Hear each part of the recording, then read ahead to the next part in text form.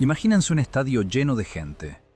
Ahora, imaginen que todas esas personas de repente perdieran la cabeza y que con ellas se formaran figuras geométricas perfectas en medio del desierto. Esto no es el guión de una película de terror, es la arquitectura real de uno de los hombres más temibles de la historia. En este texto revelaremos el secreto del anciano cojo que, siendo discapacitado, mantuvo aterrorizada a la mitad del mundo, desde Moscú hasta Delhi. Descubrirán por qué la apertura de su tumba por científicos soviéticos coincidió extrañamente con el primer día de la Gran Guerra Patria, y sobre qué terrible maldición advertían los ancianos en Samarcanda.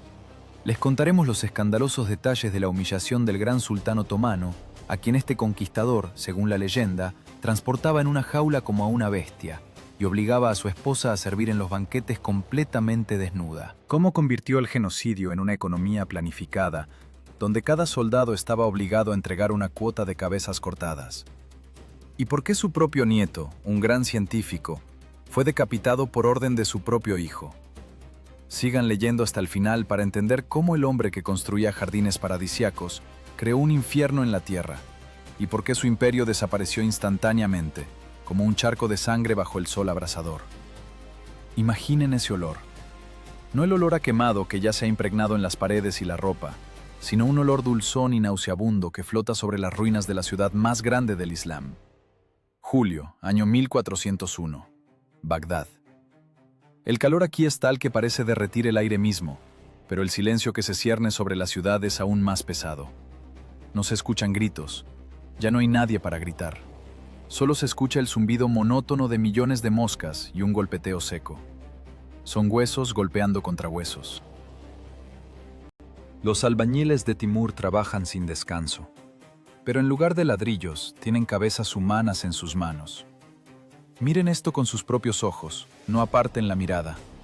120 torres, 120 pirámides perfectamente apiladas que se elevan sobre las ruinas humeantes. No es un montón caótico de cuerpos, es arquitectura. En cada pirámide hay cráneos cementados con arcilla, con las cuencas vacías mirando hacia afuera, para que observen a cualquiera que se atreva a dudar del poder del conquistador. 90.000 cabezas. 90.000 padres, hijos, comerciantes y poetas, cuyas vidas fueron interrumpidas por un solo movimiento de mano. Para entender esta escala, imaginen un estadio moderno lleno, donde cada espectador pierde la cabeza, y todas esas cabezas se apilan en prolijas figuras geométricas en medio del desierto. Esto no es solo crueldad, es un mensaje. Es el anuncio publicitario más sangriento de la historia, en el que está escrita una sola palabra: sumisión. Y ahora, desvíen la mirada. Lejos de las Torres de la Muerte, hacia la tienda situada en la colina, desde donde se tiene la mejor vista de este infierno hecho por el hombre. Allí está sentado un hombre cuyo nombre hace temblar a medio mundo. Tiene 65 años. Para la Edad Media es un anciano, pero en su postura no hay ni rastro de decrepitud. Se siente erguido, como tallado en granito. Miren su rostro. No está distorsionado por la ira o la locura. Está tranquilo. Mueve pensativamente una pieza en el tablero de Shatranj, el ajedrez antiguo. Se llama Timur. Europa lo recordará como Tamerlán, y este apodo, Timur Lenk, Timur el Cojo, lo lleva como una condecoración, aunque sus enemigos lo susurran como una maldición. Observen su cuerpo. Este cuerpo es un mapa de batallas vividas, un atlas viviente del dolor. Su pierna derecha está lisiada, la rótula se fusionó, convirtiendo la pierna en un soporte rígido. Su mano derecha, que alguna vez sostuvo una espada, ahora está seca y torcida. El hombro y el codo están tan dañados que apenas puede levantar una copa. Es un inválido.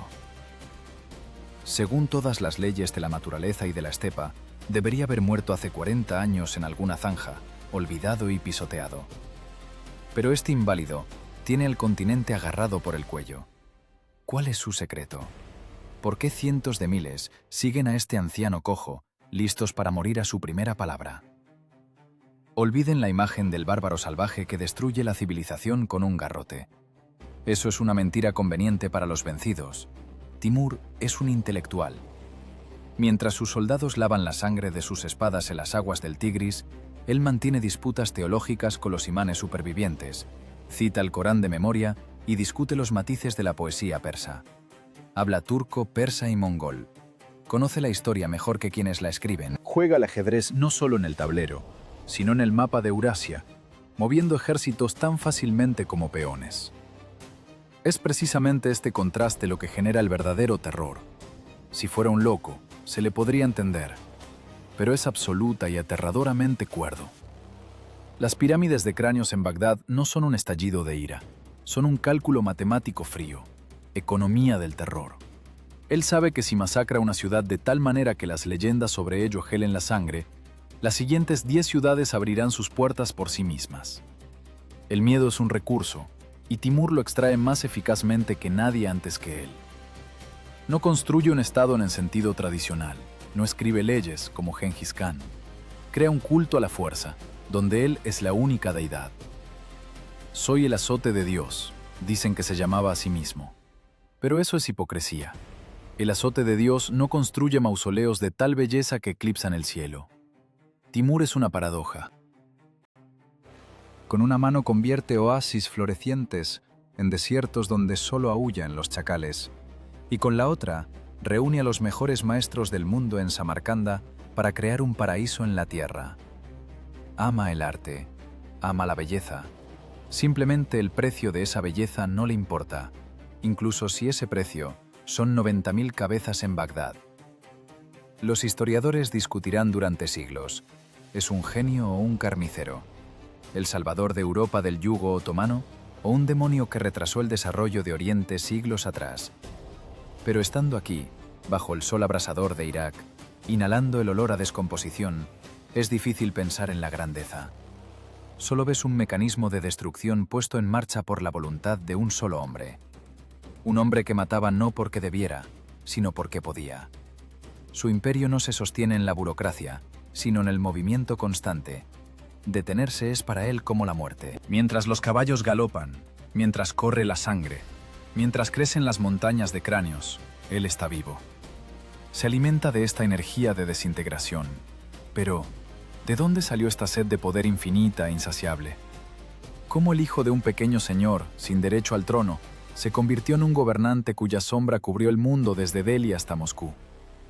Para entender al arquitecto de las pirámides de la muerte, debemos retroceder, a donde no había ni oro, ni ejércitos, ni grandeza, a las sucias estepas de Transoxiana, donde un joven bandido desconocido derramó sangre por primera vez, sin saber aún que un día medio mundo se ahogaría en ella.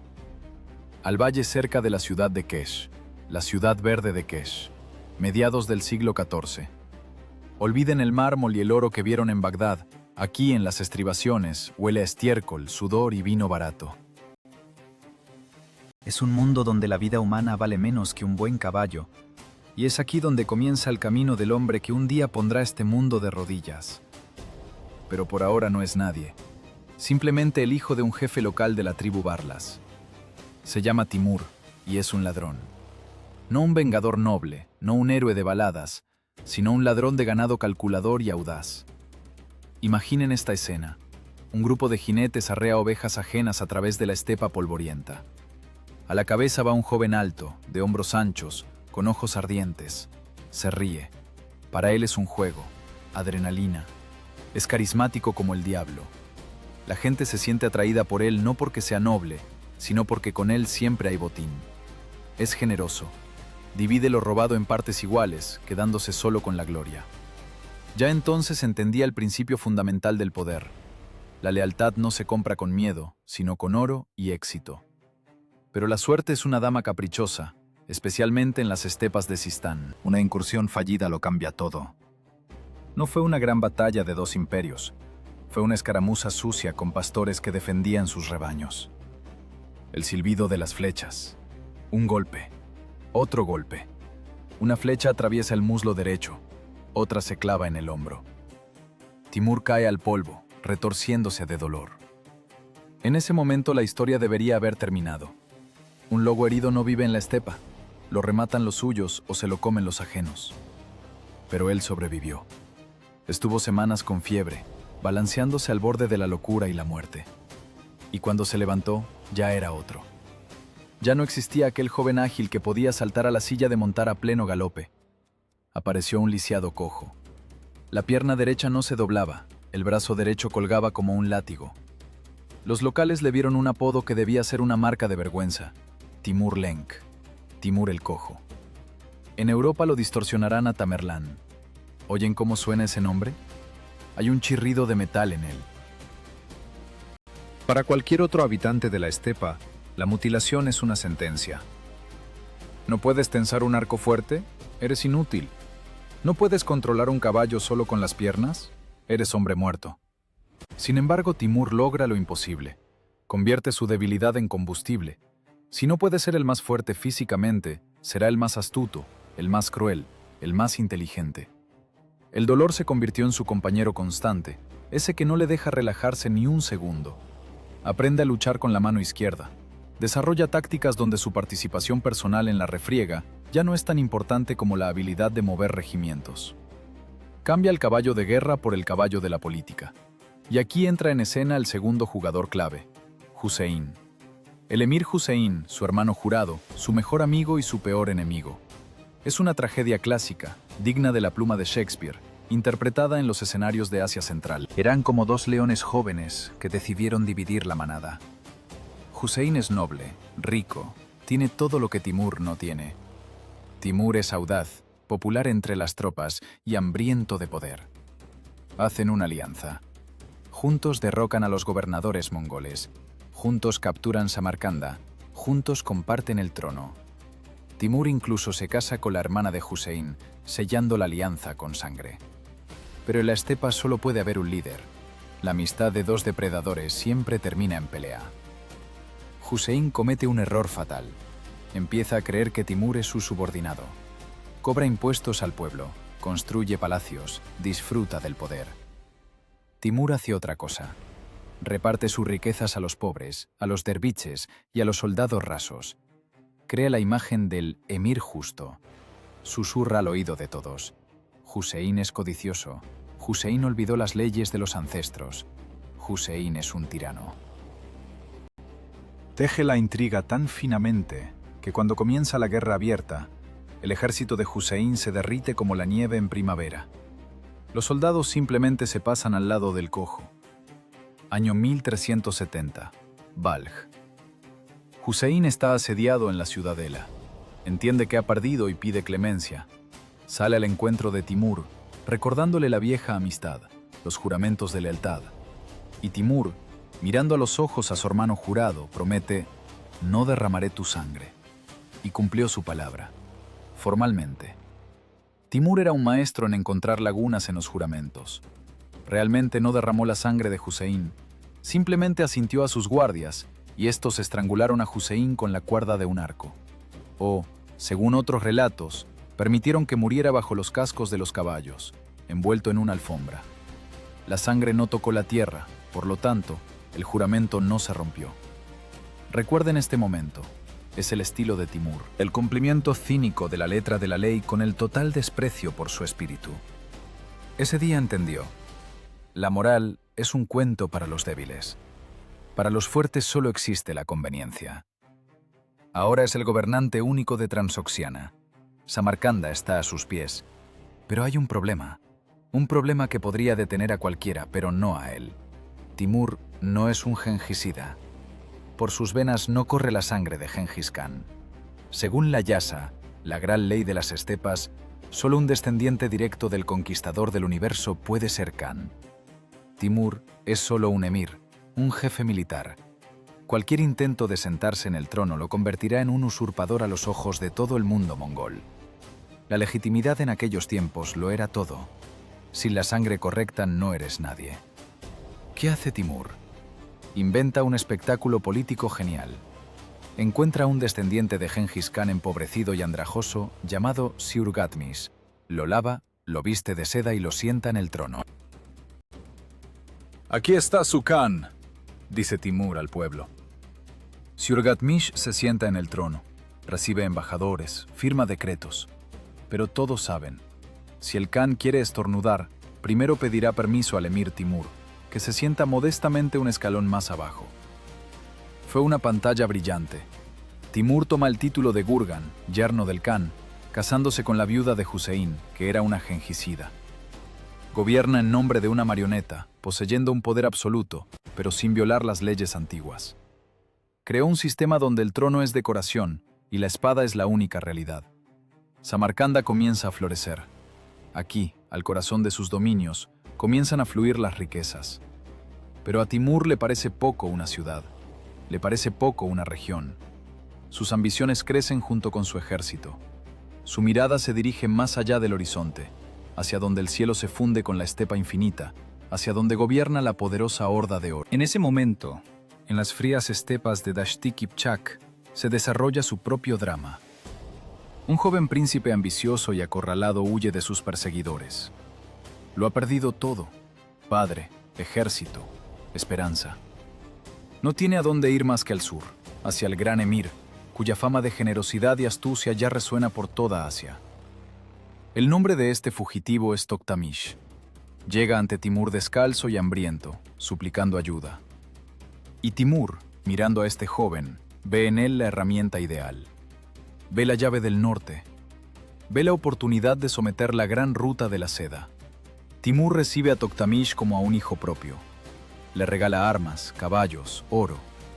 Lo llama su protegido. Le promete sentarlo en el trono de la Horda de Oro. «Te haré un gran Khan», dice Timur, y su voz suena como cuidado paternal. Pero en los ojos del tigre cojo no hay amor. Solo hay el cálculo frío de un ajedrecista que acaba de encontrar el peón ideal para una partida, donde la apuesta será la mitad del mundo. Aún no sabe que este peón un día se convertirá en dragón e intentará devorar a su creador. Mientras en Samarcanda celebran las nuevas alianzas, en el norte se acumulan las nubes. El viento cambia, trae olor a nieve y sangre. La gran estepa se quedó inmóvil, esperando una guerra que hará estremecer incluso a los cielos. La caza comienza. Nunca le den la espalda a un lobo que han alimentado de su mano. Timur cometió un error. Juzgó a la gente por sí mismo. Pensó que Toktamish, al recibir el trono de la Horda de Oro de sus manos, sería un eterno deudor, un vasallo obediente, un perro guardián en el norte. Pero Toktamish aprendió las lecciones del cojo de hierro demasiado bien. La primera regla del poder: destruye a quien te creó, para que nadie pueda decir que eres solo la sombra de alguien más. Tan pronto como Timur se distrajo con la conquista de Persia, su hijo amado le asestó un golpe por la espalda. Toktamish arrasó Azerbaiyán, saqueó Tabriz y se atrevió a asediar Bujará, El corazón de los dominios de Timur. No fue solo una traición, fue un insulto personal, un escupitajo en la cara del padre. La furia de Timur fue fría, como los glaciares del Hindú Kush. No gritó. Simplemente giró su enorme ejército 180 grados y dio una orden que dejó sin aliento a los veteranos. Vamos al norte. Entramos en el año 1395. Olviden las arenas calientes y los bazares orientales. Timur lleva sus divisiones a las tierras de la oscuridad. Así llamaban los árabes y persas a las estepas interminables de la actual Rusia y Kazajistán. No es una guerra contra un ejército, es una guerra contra la geografía. Imaginen una marcha de miles de kilómetros por un territorio donde no hay ciudades, no hay comida, no hay caminos. Solo hierba alta, aullidos de lobos y un viento que cala hasta los huesos. el ejército de Toktamish se retira, atrayendo a Timur hacia la profundidad del vacío. Es la táctica escita: tierra quemada, pozos envenenados, pastos quemados. El ejército de Timur comienza a pasar hambre. Los testigos escriben que el precio de un trozo de pan en el campamento se disparó hasta el cielo, y los soldados cocinaban caldo de raíces y cuero de sillas viejas. Parecía que la gran campaña se ahogaría en esta estepa infinita sin un solo disparo. Aquí, en este infierno helado, se manifiesta el verdadero genio de Timur. Organiza no una batalla, sino una cacería grandiosa. Despliega el ejército en una enorme cadena que se extiende por decenas de kilómetros y comienza a acorralar animales salvajes como si fueran soldados enemigos. La disciplina es férrea. Dejar escapar un antílope es un crimen igual a la traición. Esta cacería alimenta al ejército y lo mantiene en forma. Sobreviven donde cualquier otro ejército se habría convertido en un montón de huesos congelados. Abril de 1395. Río Terek. Dos avalanchas se encuentran cara a cara. Tohtamish reunió bajo sus estandartes a todos, desde escuadrones rusos hasta circasianos y búlgaros. Su ejército está fresco, está en su tierra. El de Timur son lobos agotados por la travesía y enfurecidos. La batalla en el Terek es una carnicería que duró 3 días. En algún momento el flanco izquierdo de Timur vaciló. El propio emir se vio rodeado. Las leyendas cuentan que rompió una lanza contra un enemigo y se defendió con la espada hasta que su guardia le abrió un pasillo. Fue el momento decisivo. Timur lanza a la batalla las últimas reservas y el ejército de la Horda de Oro se quiebra. Lo que comenzó como una batalla termina en una masacre. Las aguas del Terek, según los cronistas, se volvieron rojas e imbebibles durante 3 días. Tohtamish huye a los bosques de Búlgar, habiéndolo perdido todo: corona, honor, ejército. Volverá a ser un paria y morirá en algún lugar de la profundidad siberiana, traicionado por todos. Pero para Timur, la victoria sobre el enemigo es solo el comienzo.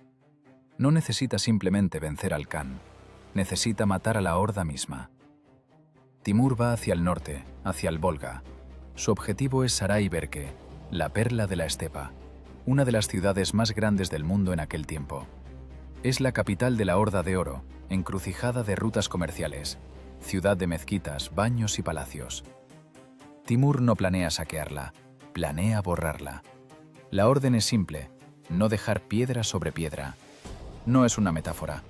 El ejército de Timur metódicamente, barrio por barrio, destruye la ciudad. Derriban muros, queman casas, ciegan canales.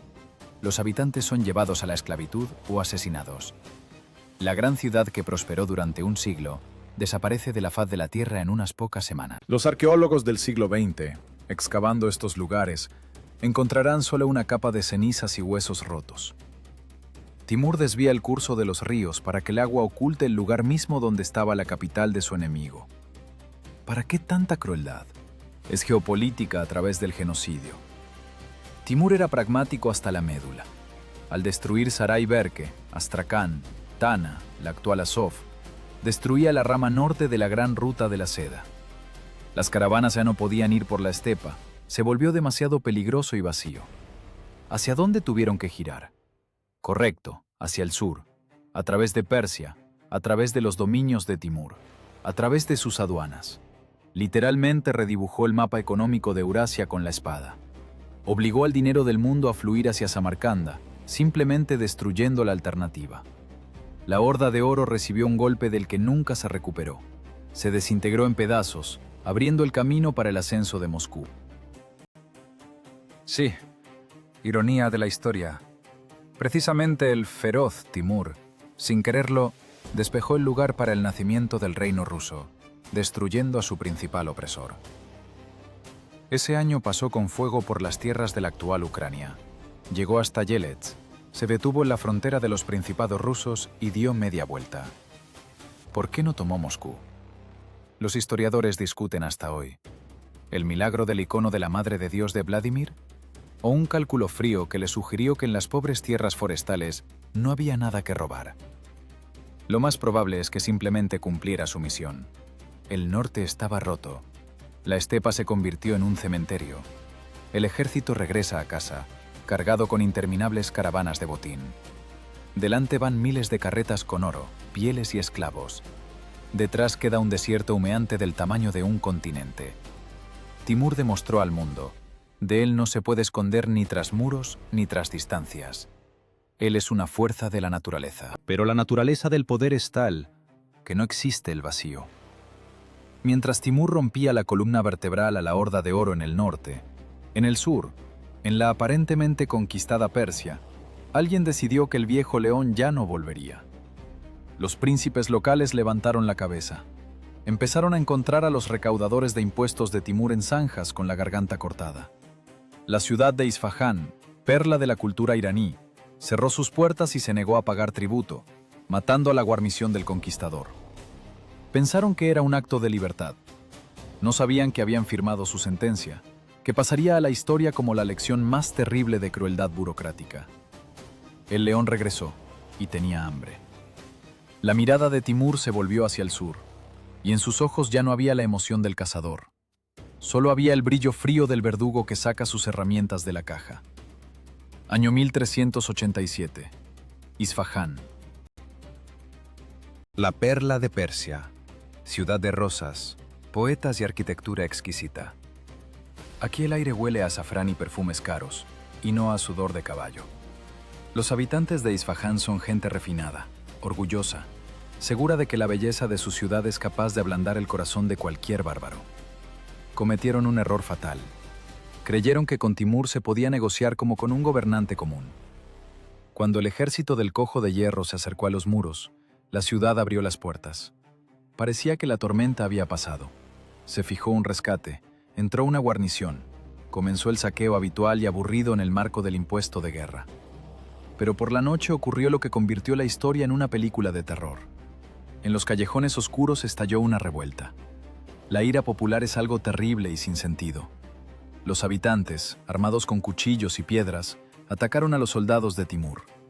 3000 guerreros tártaros y recaudadores de impuestos fueron masacrados en una noche. Por la mañana, Isfahán despertó en la euforia de la libertad. Pensaron que habían ganado. Celebraban, sin entender que simplemente habían quitado la anilla de una granada que ellos mismos se habían metido en el bolsillo. Timur estaba bajo los muros. Le informaron de la masacre. ¿Esperan un estallido de furia? ¿Gritos? ¿La orden de asaltar inmediatamente? No. Eso habría sido demasiado simple, demasiado humano. Timur actuó como un burócrata frío y calculador que resuelve un problema administrativo. No castigó a la ciudad él mismo. Obligó a su ejército a ser cómplice de un crimen de tal escala que la sangre los ató más fuerte que cualquier juramento. Se dio una orden tranquila, de negocios, que se leyó ante la formación de cada división. No fue una orden de matar a todos, fue una asignación, una cuota. Cada soldado, desde el simple arquero hasta el jefe de decena, estaba obligado a traer y entregar en la oficina una cierta cantidad de cabezas cortadas de los habitantes de Isfahán. Piensen en esta pesadilla. No es una batalla, es un trabajo. Timur convirtió el genocidio en una economía planificada. Al principio los soldados dudaron. Muchos ya tenían conocidos en la ciudad. Algunos habían tenido romances, otros simplemente no querían matar a mujeres y ancianos desarmados por capricho del emir. Pero una orden es una orden. Si no traes la cabeza del enemigo, perderás la tuya. Y la máquina se puso en marcha. Al principio a regañadientes, chirriando. Las primeras cabezas volaron de los hombros. Y luego ocurrió lo que mejor describe la naturaleza humana en condiciones de maldad absoluta. En el campamento de Timur surgió un mercado de cabezas. Aquellos soldados que eran más ricos o más escrupulosos no querían mancharse las manos. Estaban dispuestos a pagar. Los que eran más pobres y más codiciosos entendieron, es una mina de oro. ¿Para qué matar a uno si puedes matar a 10 y vender las cabezas sobrantes a los compañeros? Los cronistas conservaron para nosotros los precios de aquella bolsa sangrienta. Al comienzo del día, cuando todavía había mucha mercancía y los soldados apenas le tomaban el gusto, se podía comprar la cabeza de un habitante de Isfahán por 1 dinar. Ese era el precio de la vida de un hombre, una moneda de oro. Pero hacia la tarde, cuando las cuotas empezaban a apremiar y quedaba menos gente viva en la ciudad, comenzó el pánico. Déficit. El precio se disparó. Los soldados corrían por el campamento ofreciendo ya 20 dinares por un cráneo, solo para rendir cuentas ante el comandante. Imaginen este surrealismo. Atardecer, humo de incendios y soldados regateando entre sí como en un mercado de verduras. «Tengo 2 de mujer y 1 de viejo. Te las dejo al por mayor por 50. Es la burocracia del infierno. Timur logró su objetivo. No solo destruyó a la población de la ciudad, rompió la columna moral de su ejército, atando a cada uno con una sangrienta responsabilidad compartida. Después de Isfahán, para esta gente ya no existía la palabra piedad. Pasaron una iniciación tras la cual ya no había vuelta atrás a una vida humana normal. El resultado de este trabajo administrativo se elevaba sobre la ciudad a la mañana siguiente. 70.000 cabezas. 70.000. No las tiraron a una fosa, Con ellas, como en Bagdad, construyeron torres. 28 enormes pirámides unidas con arcilla y cal. Los arquitectos de la muerte trabajaron toda la noche, formando patrones con rostros. Era el informe del trabajo realizado, presentado al cliente. Timur entró en la ciudad muerta. Los cascos de su caballo resonaban en las calles vacías. Silencio. Nadie más saldrá con un cuchillo de un callejón. Nadie más se atreverá a ocultar una moneda de impuestos. La lección de sumisión fue aprendida no solo por Persia, sino por todo el mundo. Los rumores sobre las torres de Isfahán volaron más rápido que el viento. Las ciudades se rendían, apenas veían el polvo de la caballería de Timur en el horizonte. El miedo se convirtió en el arma principal, más efectiva que las máquinas de asedio. Pero miren al propio Timur en este momento. ¿Está satisfecho? ¿Sació este ritual sangriento su hambre? No. En sus ojos hay aburrimiento. Persia conquistada. La horda de oro derrotada. Occidente y el norte yacen en ruinas o tiemblan de miedo. Para un depredador de tal escala, el mundo se vuelve demasiado estrecho. Necesita un nuevo desafío. Necesita una presa que haga hervir la sangre de nuevo por la emoción. Su mirada se vuelve hacia el oriente, hacia donde tras los picos nevados del Hindu Kush yace un país de riquezas de cuento, el país de los 1000 dioses y los elefantes de guerra, la India. Tierra que no pudo conquistar ni siquiera Alejandro Magno. Los consejeros de Timur caen de rodillas horrorizados. «Oh, gran emir», susurran. «Allí hay selvas, enfermedades, un calor que derrite el hierro. Nuestro ejército son hijos de las estepas. Morirán allí sin una sola flecha». Timur solo sonríe bajo el bigote. ¿Le dicen imposible? Perfecto. Significa que vale la pena hacerlo. Declara la yihad. Guerra santa contra los infieles. Aunque todos entienden, es una guerra por el oro. Es la incursión de saqueo más grandiosa en la historia de la humanidad. El ejército, pesado por los trofeos persas, comienza a dar la vuelta. Delante les espera una prueba en comparación con la cual las campañas de la estepa parecerán un paseo. Delante están los muros helados del Hindú Kush y el infierno ardiente de Delhi. La rueda de la historia da un nuevo giro, y bajo sus radios crujen ya no cráneos persas, sino las piedras de las montañas más grandes del mundo. Timur desafía a la naturaleza misma. ¿Podrá el anciano cojo llevar a un ejército de 100.000 hombres a través de montañas donde los pájaros se congelan al vuelo? ¿Podrá descender de los cielos al Valle del Indo para organizar allí un apocalipsis que la India no olvidará ni 600 años después? La respuesta yace allí, en la niebla nevada, hacia donde ya parten las vanguardias de sus invencibles divisiones. Año 1398. Si creen que vieron los límites de la resistencia humana en las estepas de Rusia, se equivocan. Miren hacia arriba. Ante el ejército de Timur se alza un muro que sostiene el cielo, el Hindu Kush, el asesino de hindúes. Montañas donde incluso las águilas se asfixian por el aire enrarecido. Cualquier comandante normal habría dado la vuelta al ejército. Aníbal, que cruzó los Alpes, en comparación con esta campaña realizó solo un ligero paseo por las colinas. Timur ordena subir. Esto ya no es guerra, es alpinismo a escala industrial. Imaginen a decenas de miles de jinetes trepando por cornisas heladas sobre el abismo. Los caballos caen al precipicio. La gente se congela viva mientras duerme. Pero Timur no se detiene. Los historiadores describen escenas que son imposibles de creer. Cómo los guerreros trenzan cuerdas y bajan a los caballos desde rocas verticales con sogas, como cestas de provisiones.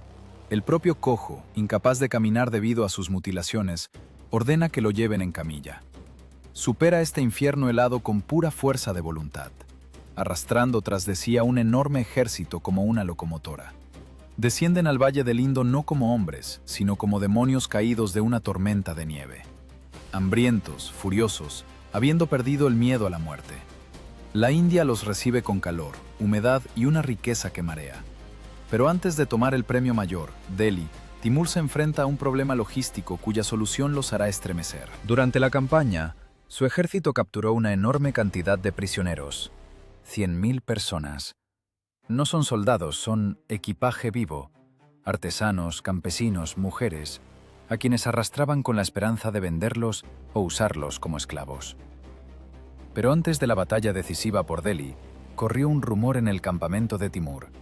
Los prisioneros, al escuchar sobre la aproximación del ejército indio, comenzaron a sonreír. Tenían esperanza, susurraban. Para Timur fue una señal de alarma.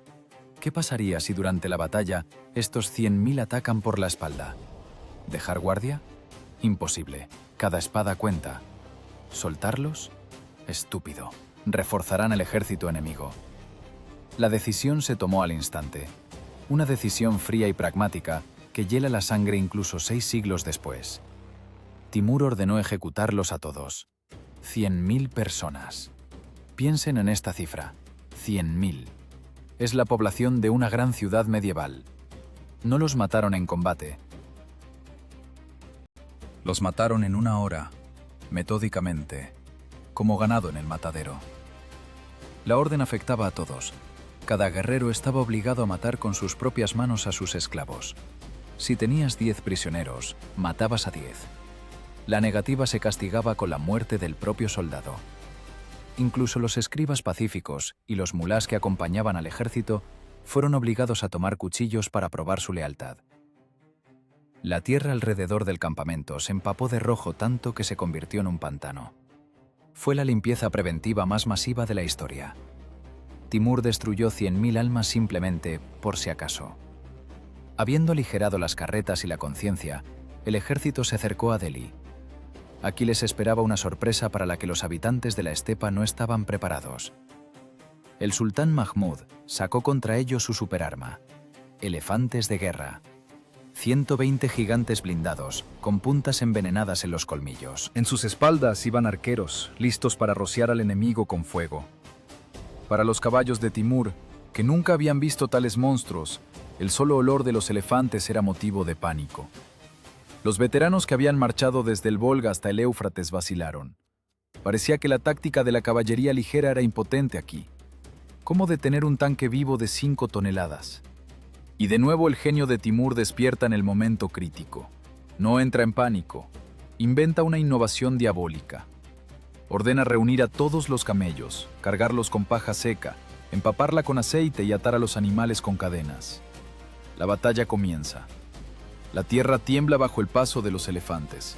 El ejército indio está seguro de la victoria. Y entonces Timur da la señal. Encienden la paja en las espaldas de los camellos. Los animales, enloquecidos por el dolor y el miedo, convertidos en antorchas vivientes, corren con un rugido salvaje directamente hacia la formación de elefantes. Fue un caos imposible de describir.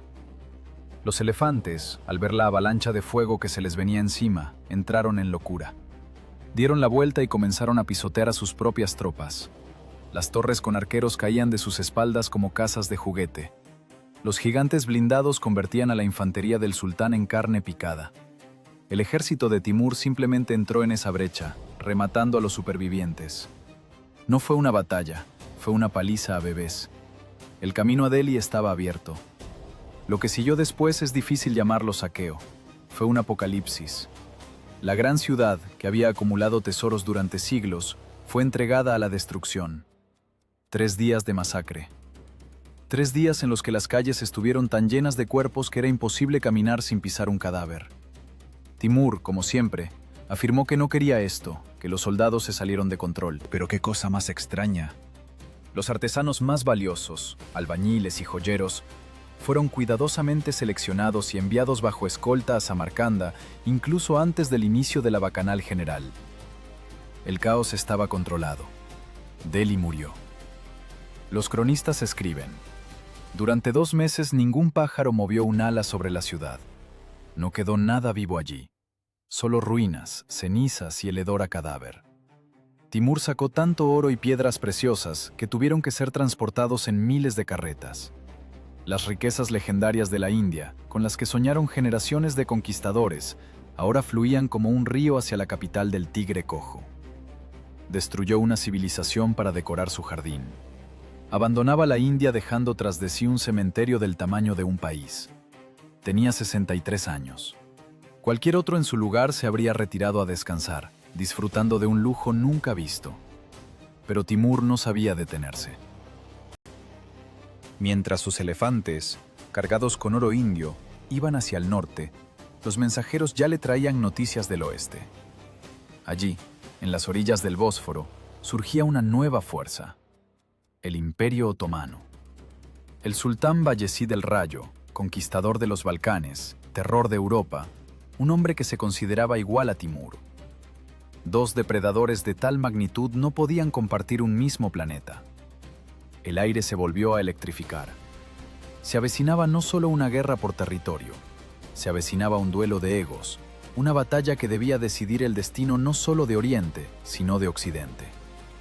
Timur, sin siquiera haber limpiado el polvo de los caminos indios de sus botas, ya trazaba en su mente los mapas de una nueva campaña, la más grandiosa de su vida. Dos leones no pueden vivir en una misma cueva, incluso si esa cueva es el planeta Tierra. A principios del siglo XV, el mundo se paralizó esperando lo inevitable. En el oeste, como una nube de tormenta, se cernía el Imperio Otomano bajo el liderazgo de Bayezid I. Lo llamaban Yildirim, el Rayo. No era solo un sultán, era una máquina de guerra que aplastó a la caballería cristiana en Nicópolis y ahora mantenía a Constantinopla en un estrangulamiento mortal. Bayezid se consideraba la espada del Islam, invencible y única. Pero en el este ya había salido el sol de Timur, y las sombras de sus pirámides de cráneos llegaban hasta las fronteras de Turquía. El conflicto no comenzó con una batalla, sino con tinta.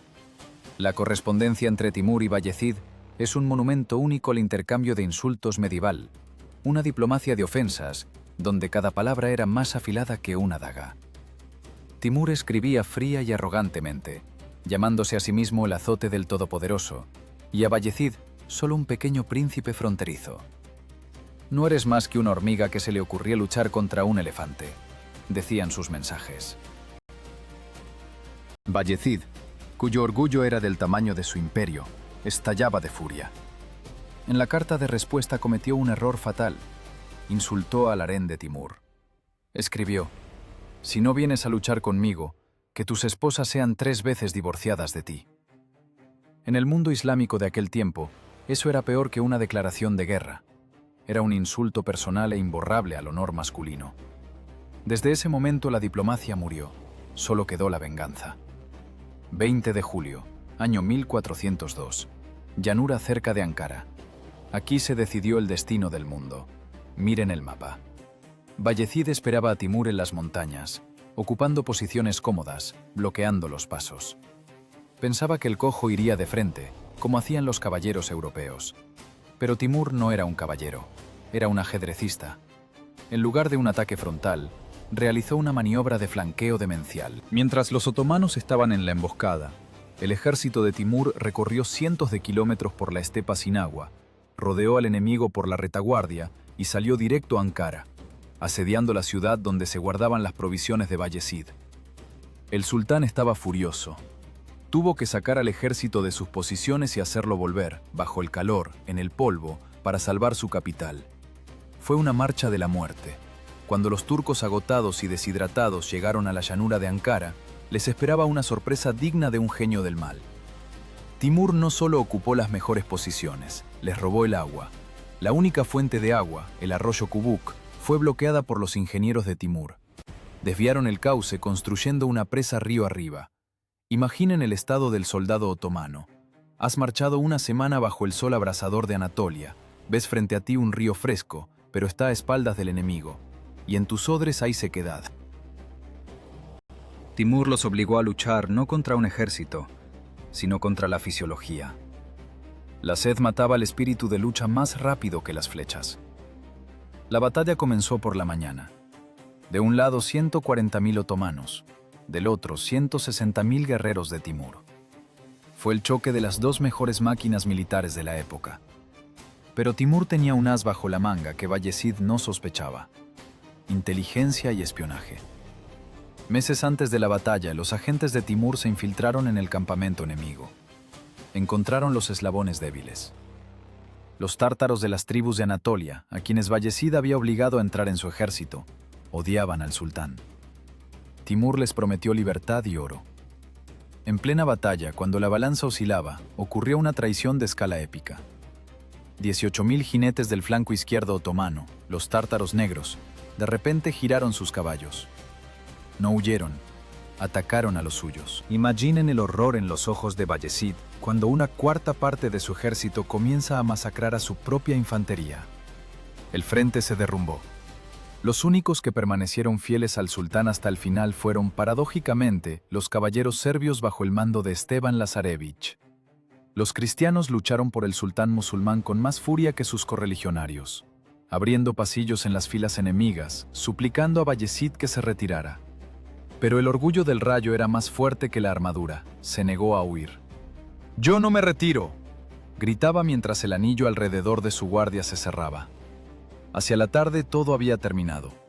El sultán ante el que temblaba Europa yacía en el polvo, atado, a los pies del conquistador cojo. Esta batalla lo cambió todo. El Imperio Otomano, listo para engullir a Europa, se desmoronó en pedazos en un día. Bizancio, que estaba condenada a caer de un día para otro, recibió una prórroga de medio siglo.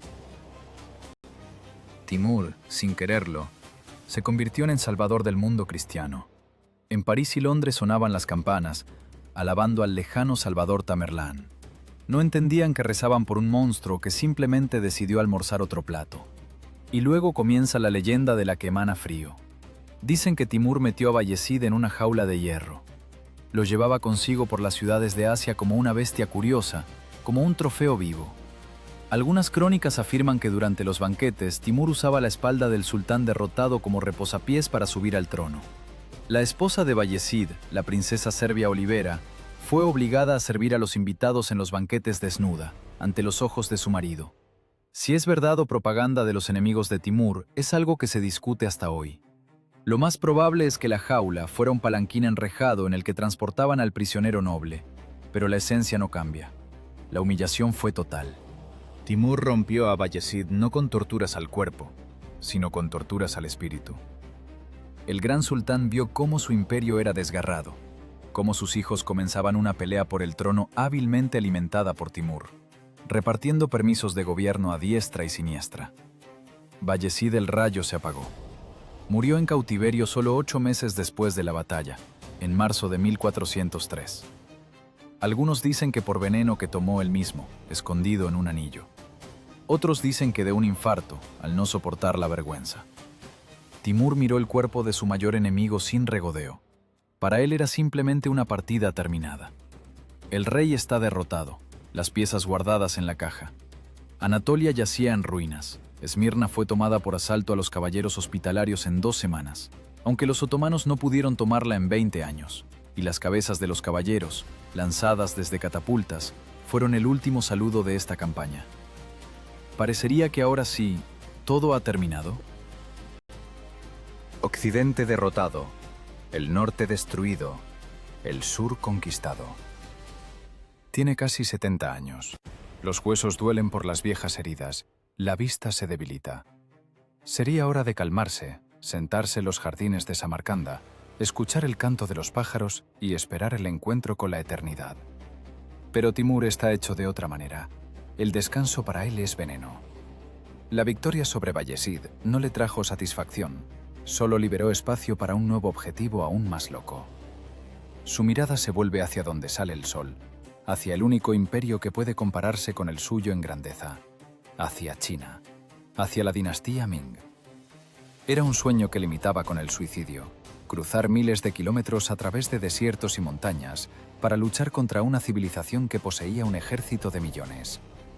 Pero Timur anuncia una nueva campaña. Dice que debe expiar sus pecados destruyendo a los paganos de China, aunque en realidad lo mueve la misma hambre insaciable que hace 40 años en los desfiladeros de Kesh. El ejército, que aún no se había enfriado de la batalla de Ankara, recibe la orden de preparar ropa de invierno. Samarcanda se queda paralizada de terror. El invierno de 1404 promete ser feroz, pero el cojo de hierro ya se ha subido al caballo. El último acto del drama sangriento comienza, y esta vez contra Timur se levantará un enemigo al que no se puede vencer ni con astucia ni con crueldad: el tiempo mismo. Invierno de 1404. La estepa se convirtió en un desierto de hielo, donde el viento arranca la piel de la cara. Miren este ejército. 200.000 personas, envueltas en pieles, caminan a través de una tormenta de nieve que no tiene fin.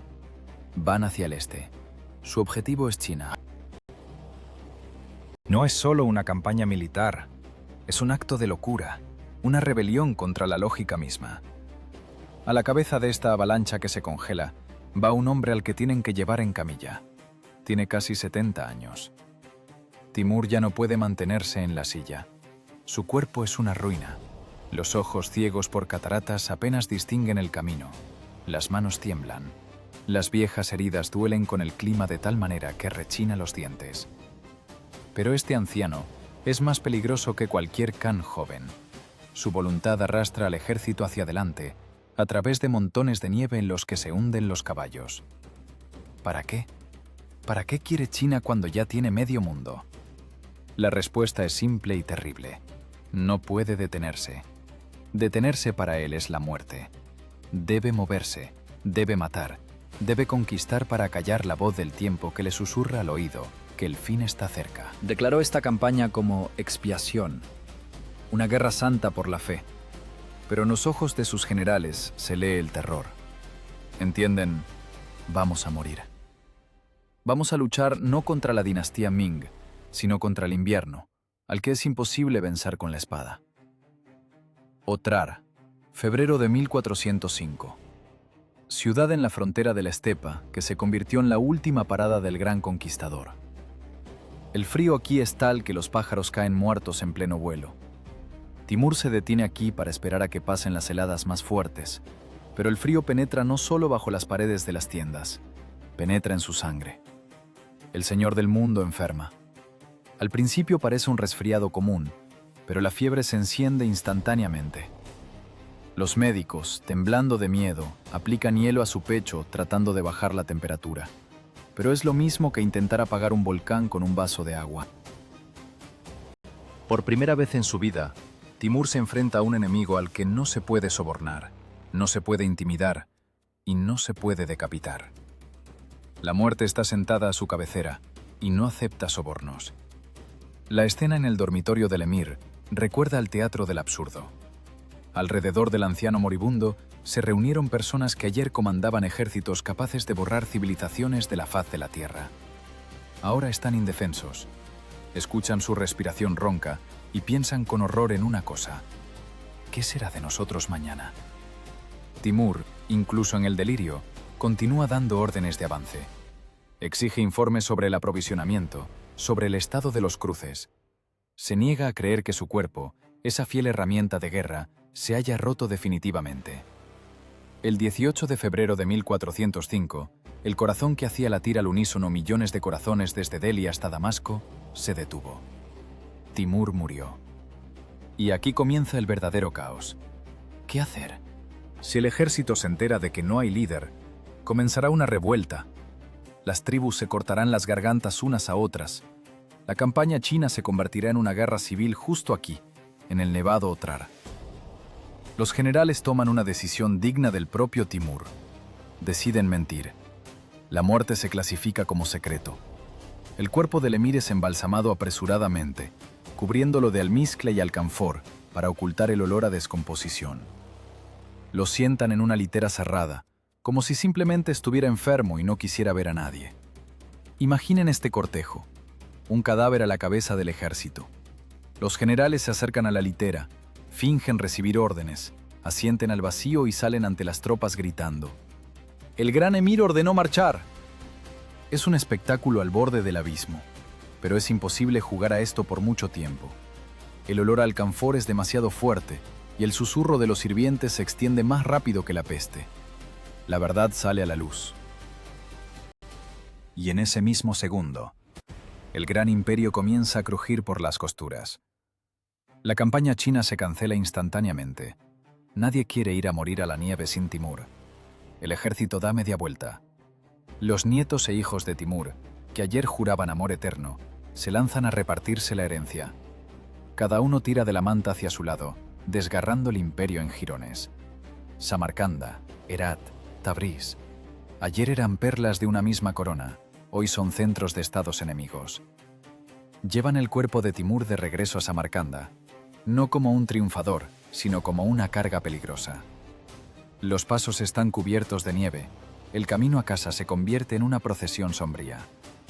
Aquel que soñaba con el dominio mundial ahora ocupa exactamente el mismo espacio que cualquier mendigo.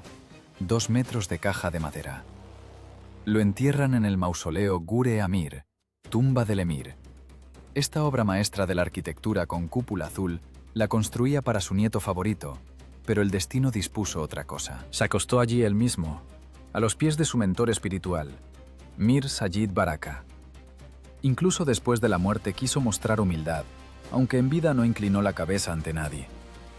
En su lápida grabaron una inscripción que hasta hoy pone la piel de gallina. Cuando me levante de entre los muertos, el mundo temblará. No es solo un epitafio, es una amenaza, una advertencia. Timur sabía que era un demonio de la guerra, y se encerró bajo una pesada losa de jade negro verdoso, como a un genio en una botella. El imperio construido sobre el miedo se derrumbó casi de inmediato, pero el miedo permaneció. Se impregnó en las piedras de Samarcanda, en las leyendas de la estepa, en la memoria genética de los pueblos. La gente creía que el espíritu de Timur protegía sus dominios incluso desde la tumba, que su descanso no podía ser perturbado, que quien se atreviera a abrir el ataúd liberaría no solo polvo, sino la esencia misma de la guerra. Durante siglos, nadie se atrevió a tocar el jade. Las guerras pasaban de largo, los imperios nacían y morían, y Timur dormía. Hasta que llegó el siglo XX, un siglo que rechazó el misticismo y creyó en la ciencia, un siglo que decidió que las antiguas maldiciones eran simples cuentos para niños. Los científicos soviéticos recibieron una misión: abrir la tumba.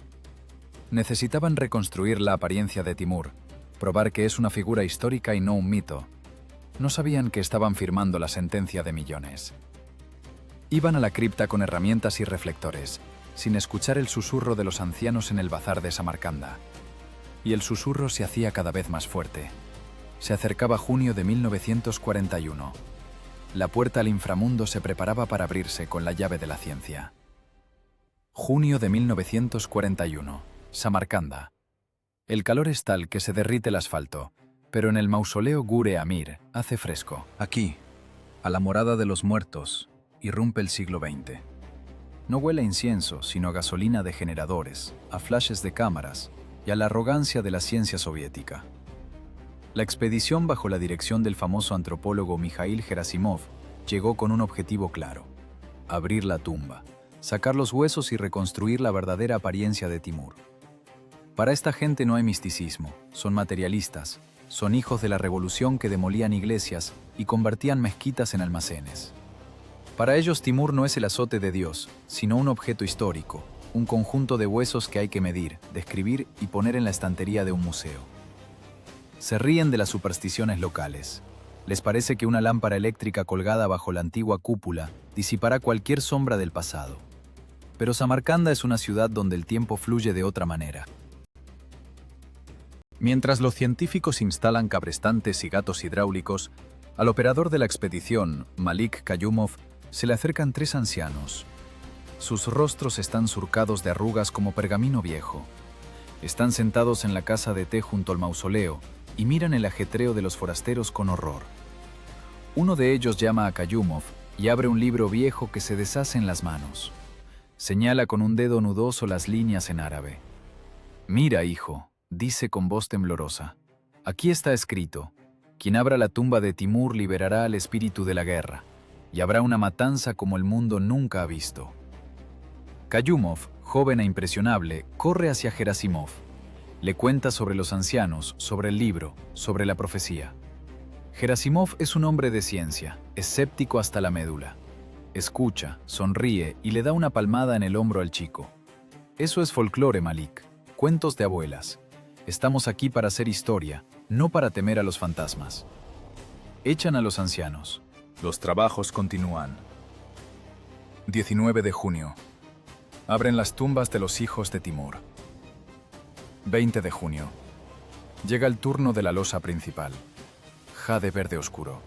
Una piedra pesada y aceitosa que parece haber absorbido la noche misma. Los cabrestantes chirrían, tensándose como nervios. La piedra cede a regañadientes. En ese momento, según está escrito en los diarios de los participantes, ocurre algo extraño en el mausoleo. El cabrestante se rompe. Se apaga la luz. En el aire queda suspendido un olor pesado y asfixiante. No es olor a azufre. Es una mezcla de alcanfor, aceite de rosas e incienso, aromas con los que embalsamaron el cuerpo hace 500 años. El olor es tan denso que marea. Parece que el aire mismo se resiste a la invasión. Pero los ingenieros soviéticos arreglan el cableado, cambian los cabrestantes y continúan el trabajo. Una tenacidad digna del propio Timur. 21 de junio. Noche. La losa está desplazada. Debajo hay un ataúd de madera ennegrecido por el tiempo. Levantan la tapa. Gerasimov se inclina sobre los restos. A la luz del reflector yace un esqueleto. El silencio es tal que se oye zumbar a una mosca que golpea contra el cristal de la lámpara. El antropólogo toma el cráneo en sus manos, lo gira. Incluso sin carne se ve la grandeza. Pero la prueba principal son los huesos de las extremidades. La pierna derecha está realmente lisiada. La rótula se fusionó con el fémur. La mano derecha es seca y deforme. No hay dudas. Ante ellos está Timur, el cojo de hierro. Aquel que construía pirámides de cabezas ahora yace sobre la mesa, desarmado en fragmentos anatómicos. Los científicos celebran. ¡Es un triunfo de la ciencia! Beben vino, se felicitan unos a otros. Recogen los huesos en cajas para llevarlos a Moscú. Se acuestan a dormir de madrugada, seguros de haber realizado un gran descubrimiento. Se despiertan unas horas después por la voz de un altavoz. La voz de Molotov. 22 de junio, año 1941. Alemania atacó a la Unión Soviética. Comenzó la Gran Guerra Patria. ¿Coincidencia? Los escépticos dirán, indudablemente, el plan Barbarroja se preparaba desde hacía meses. Hitler no ajustó el ataque al calendario de excavaciones en Uzbekistán. Las tropas estaban en la frontera desde hacía tiempo. Es simplemente una casualidad. Pero imaginen lo que sentían aquellos que estaban en la cripta, aquellos que echaron a los ancianos con el libro. Kayumov luego recordaría que lo invadió un terror helado. Lo soltamos, abrimos la puerta. La guerra rueda hacia el este, barriendo todo a su paso, exactamente igual que alguna vez rodaron las divisiones de Timur. Millones de muertos, prisioneros, ciudades quemadas. Parecía que el espíritu de la guerra realmente se había escapado de la botella y ahora se daba un festín en las vastedades desde Brest hasta el Volga. La expedición se cancela urgentemente. Los huesos de Timur no se llevan al museo, sino a la evacuación, a la retaguardia. Pero la leyenda sobre la maldición ya empezó a circular por los frentes. Los soldados en las trincheras transmiten en susurros la historia de cómo los científicos despertaron al dios de la guerra. Los rumores llegan hasta lo más alto. Dicen que el mariscal Zhukov informó a Stalin sobre la profecía. Stalin era marxista, pero también fue seminarista y un hombre que entendía perfectamente el poder de los símbolos. Cuando el enemigo se acercó al Volga, cuando el destino del país pendía de un hilo bajo Stalingrado, se tomó una decisión que no encaja en ninguna lógica del materialismo. Noviembre de 1942.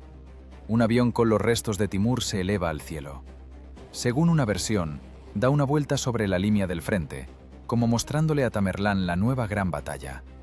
Según otra, simplemente lo devuelven urgentemente a Samarcanda con la orden: dejar todo como estaba. Los huesos llegan a Gure Amir, con honores. No como pieza de museo, sino como los restos de un gran gobernante.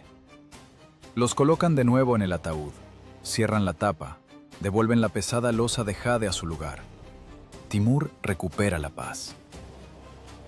19 de noviembre de 1942.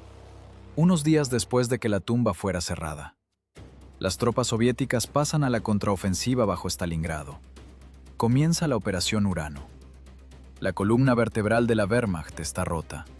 La guerra se revierte. Claro, los historiadores les hablarán de la acumulación de reservas, del genio de Rokossovsky y Zhukov, del heroísmo de los soldados. Y tendrán razón. Pero en la penumbra de la casa de té en Samarcanda, los ancianos hasta el día de hoy asienten con la cabeza y dicen otra cosa. Dicen que la guerra no la detuvieron los tanques. La guerra se detuvo porque metieron al demonio de vuelta en la tumba. Esta historia sigue siendo uno de los misterios más oscuros del siglo XX. Nunca sabremos si fue misticismo o una cadena de eventos fortuitos. Pero el hecho es que la guerra más grande en la historia de la humanidad comenzó el día de la apertura de la tumba del mayor conquistador y cambió de rumbo en el momento de su regreso a la Tierra. Timur, incluso después de la muerte, continuó jugando a su ajedrez favorito, solo que ahora las figuras no eran jinetes con sables, sino ejércitos de tanques y pueblos enteros. Probó su último teorema: con el pasado no se juega. Pero la paradoja de Timur no está solo en la destrucción. Este hombre, cuyo nombre se convirtió en sinónimo de muerte, dejó tras de sí no solo montañas de cráneos. Si salen de la oscura cripta de Gure Amir y miran al cielo de Samarcanda, verán estrellas. Las mismas estrellas que estudiaba su nieto. Porque sobre la sangre derramada por el abuelo, brotó la flor más extraña y hermosa de Oriente, el renacimiento timúrida. La historia del asesino fluye hacia la historia del científico. Y este contraste hiere los ojos más fuerte que el brillo de una daga. Salgan de la asfixiante cripta de Gure Amir. Inhalen el aire nocturno de Samarcanda. Levanten la cabeza.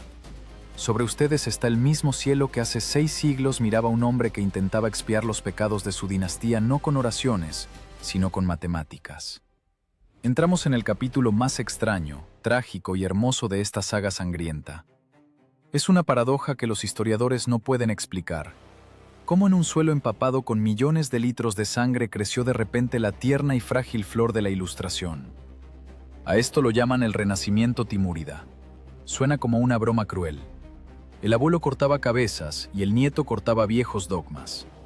Conozcan a Ulugh Beg, el nieto de Timur, el hombre que debía convertirse en el nuevo azote de Dios, pero prefirió convertirse en el Señor de las Estrellas. Imaginen Samarcanda en la primera mitad del siglo XV. Es la Nueva York o el París de su tiempo. Gracias al oro saqueado por Timur, la ciudad se ahoga en lujo. Pero Ulugh Beg no gasta el tesoro en nuevas campañas. No quiere quemar Moscú o Delhi. Construye madrazas. Invita a los mejores científicos del mundo islámico, astrónomos, matemáticos, filósofos. Al-Kashi, Kadizada al-Rumi. Estos nombres resonaban entonces más fuerte que los nombres de los comandantes. Mientras Europa aún dormía en el crepúsculo de la Edad Media, aquí, en el corazón de Asia, la gente calculaba la duración del año estelar con precisión de segundos. Miren la colina Kuja en las afueras de la ciudad. Allí hay un edificio que los fanáticos locales llaman la Torre de Satán. Es el observatorio de Ulugh Beg. Un grandioso cilindro de 3 pisos, dentro del cual se esconde un sextante gigante con un radio de 40 metros. Imaginen un instrumento del tamaño de un edificio de 10 pisos dirigido al cielo. Ulugh Beg pasa allí noches enteras. No duerme, mira al abismo. Compone el Zij-i Sultani, un catálogo del cielo estelar. 1018 estrellas. Determinó la inclinación del eje terrestre con tal precisión que las computadoras modernas corrigen sus datos solo por unas fracciones de grado. Fue un triunfo de la razón. Ulugh Beg demostró que la Tierra no es un centro de humillación, sino parte de un gran mecanismo cósmico. Pero aquí está la tragedia. Ulugh Beg era un científico genial, pero un político terrible. En un mundo de lobos no se puede ser astrónomo. Timur dejó tras de sí un sistema que funcionaba solo con miedo y expansión. Cuando el gobernante deja de cortar cabezas y empieza a mirar la luna, los lobos comienzan a enseñar los dientes. El clero susurraba. Vendió su alma a las estrellas. Deja entrar a cristianos e idólatras en la ciudad santa. Olvidó los mandatos del abuelo. Los generales refunfuñaban. Nuestras espadas se oxidan. ¿Dónde está la guerra? ¿Dónde está el botín? Ulugh Beg era un extraño en su propio reino. Era demasiado inteligente para un trono hecho de cráneos. Y el golpe, como es costumbre en la dinastía timúrida, vino de la sangre más cercana, su hijo, Abd al-Latif. Recuerden este nombre. Es el nombre de una nulidad que decidió que el poder es más importante que el padre. Abd al-Latif era todo lo contrario a Ulugh Beg, codicioso, cruel, de mente estrecha, pero muy devoto.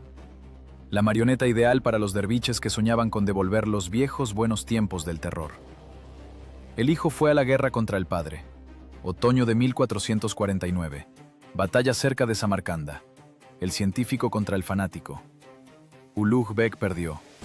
No porque fuera un cobarde, sino porque su ejército no creía en las estrellas. Creía en la fuerza. Ulugh Beg se rindió a la merced del ganador. Pidió solo una cosa, que le permitieran ir a la Meca, realizar el Hajj y terminar sus días en oraciones y ciencia. El hijo, mirando a los ojos del padre, asintió. «Ve en paz», dijo. Pero era mentira. Abd al-Latif no podía dejar vivo al gobernante legítimo. Es una lección que aprendió no del padre astrónomo, sino del bisabuelo tirano. Timur mataba enemigos. Abd al-Latif decidió matar la conciencia de la nación. 27 de octubre de 1449. Ulugh Beg sale de Samarcanda. Viaja despacio, mirando hacia atrás a las cúpulas de su observatorio. Aún no sabe qué es la última mirada. En un pequeño pueblo lo alcanza un mensajero con la orden de detenerse. Y luego entra en la tienda un tal Persa Abbas, un hombre a quien Ulugh Beg alguna vez ayudó, a quien elevó. Sin duelos, sin últimas palabras. Simplemente unas manos fuertes sujetan al anciano, y el traidor de un solo golpe de espada decapita a la mente más grande de la época. Sientan este momento. La cabeza en la que se guardaban los secretos del universo cae sobre una alfombra sucia. La vela se apaga. En ese mismo segundo, el renacimiento timúrida termina. El hijo parricida no solo mató al padre, mató el futuro. ¿Qué pasó después? Los bárbaros irrumpieron en el observatorio, rompieron instrumentos únicos con mazos, saquearon la biblioteca, convirtieron el centro científico más grande del mundo en ruinas que cubrieron con tierra para borrar la memoria misma de que allí alguna vez se pensaba, y no solo se rezaba. Los libros de Ulugh Beg se salvaron de milagro. Su fiel alumno Ali Kuji, arriesgando su vida, sacó los manuscritos hacia Constantinopla, y solo gracias a esto Europa supo de los trabajos del genio de Samarcanda. ¿Abd al-Latif? Oh, el destino tiene un sentido del humor cruel. Se sentó en el trono, bañado en la sangre de su padre, exactamente 6 meses. 6 meses. Y luego lo mataron sus propios soldados. Colgaron la cabeza del parricida en el portal de la misma madrasa que construyó su padre. En ella escribieron, parricida, pero era tarde. La luz se apagó. Samarcanda, que pudo convertirse en el centro de la ciencia mundial, se hundió de nuevo en el abismo de las luchas internas y el oscurantismo. La historia tomó su decisión. Mostró que un imperio construido sobre la violencia no puede dar a luz nada vivo. La sangre de Timur resultó ser más fuerte que la razón de Ulugh Beg. La genética de la guerra venció a la genética de la creación. Las ruinas del observatorio permanecieron olvidadas durante 500 años. Los habitantes locales pastoreaban cabras allí, sin siquiera sospechar que bajo la capa de arcilla yacían los restos de una máquina del tiempo capaz de mirar a la eternidad. Esta es la lección más amarga de la historia de Timur. Las grandes conquistas desaparecen, el oro se roba, las ciudades se reconstruyen, pero el tiempo perdido no se recupera. Imaginen dónde estaría la civilización humana si los trabajos de Ulugh Beg no hubieran sido interrumpidos por un golpe de espada. Si Oriente hubiera continuado el camino de la Ilustración y no hubiera girado hacia el sendero del aislamiento, estamos sobre las cenizas de un futuro no realizado. Las estrellas sobre Samarcanda siguen siendo igual de brillantes, pero ya no hay nadie para mirarlas. Timur ganó. Su filosofía de poder total aplastó los tímidos brotes de la razón. Pero esta victoria es pírrica, porque el imperio que mata a sus mejores hijos está condenado no solo a la muerte, está condenado al olvido. Y así llegamos al final. El polvo se asienta, los gritos de las víctimas se apagan en los siglos. Solo queda el viento, paseando por las ruinas, y la pregunta principal: ¿qué dejó realmente tras de sí el hombre que quería poseer todo el mundo? La respuesta no les alegrará, porque en última instancia, de las pirámides de cráneo solo queda calcio fertilizando la Artemisa de la estepa. El imperio de Timur no murió, se evaporó, como un charco de sangre sobre una piedra caliente bajo el sol del desierto. Apenas el cuerpo del cojo de hierro se enfrió en el sarcófago de jade, el monolito que forjó durante 35 años se deshizo en polvo. No fue un ocaso lento, como el de Roma, fue una explosión. Una desintegración instantánea y cruel que demostró una simple verdad. Un Estado unido solo por el miedo ante un hombre está condenado a desaparecer junto con su último aliento. Los hijos y nietos, los mismos a quienes enseñó el arte de la guerra, pero no el arte de gobernar, se lanzaron a las gargantas unos a otros. El mapa de Asia se convirtió en un espejo roto. Los vasallos de ayer declaraban la independencia. Los aliados de ayer masacraban las guarniciones de los timúridas. La gran ruta de la seda, que Timur intentó monopolizar con tanto esmero destruyendo a los competidores en el norte, comenzó a morir. Las caravanas empezaron a evitar estas tierras. ¿Por qué? Porque donde antes reinaba el Orden de Hierro de Timur, tal que según la leyenda, una mujer sola con una bandeja de oro podía caminar desde la India hasta Turquía sin miedo, ahora reinaba el caos. Bandidos, pequeños tiranos, guerras infinitas de todos contra todos. Timur quería hacer de Samarcanda el centro del mundo, pero al destruir a todos sus vecinos, la convirtió en una isla en medio de un océano de ruinas. Y una isla sin puentes está condenada a la extinción. Pero la historia ama la ironía. Un fragmento de este espejo sangriento sobrevivió y reflejó la luz tan brillantemente que deslumbró al mundo. Babur, el tataranieto de Timur, poeta, guerrero, exiliado. Expulsado de su valle natal de Ferganá por los khanes uzbecos, él, como su gran antepasado, no se rindió. Fue al sur, hacia donde alguna vez Timur organizó la masacre de Delhi. Babur llegó a la India no para saquear, sino para vivir. Fundó el imperio de los grandes mogoles. Piensen en esta paradoja. El Taj Mahal, ese himno al amor de mármol blanco que se alza en Agra, fue construido por los descendientes de Timur. La sangre del carnicero más cruel de la historia corría por las venas de quienes crearon la belleza más exquisita de Oriente. Pero ese era ya otro imperio. Los mogoles entendieron lo que no entendió Timur. Se puede llegar al poder sobre bayonetas, pero sentarse sobre ellas es incómodo. ¿Y qué quedó en la patria del azote de Dios? ¿Qué pasó con Transoxiana? Vayan hoy a Shakrisabs. Busquen las ruinas del palacio Aksaray. Alguna vez en su portal estaba grabado con orgullo: si dudas de nuestro poder, mira nuestras construcciones. Hoy de esas construcciones quedan solo pilones gigantescos roídos por el tiempo. El viento pasea entre ellos levantando polvo.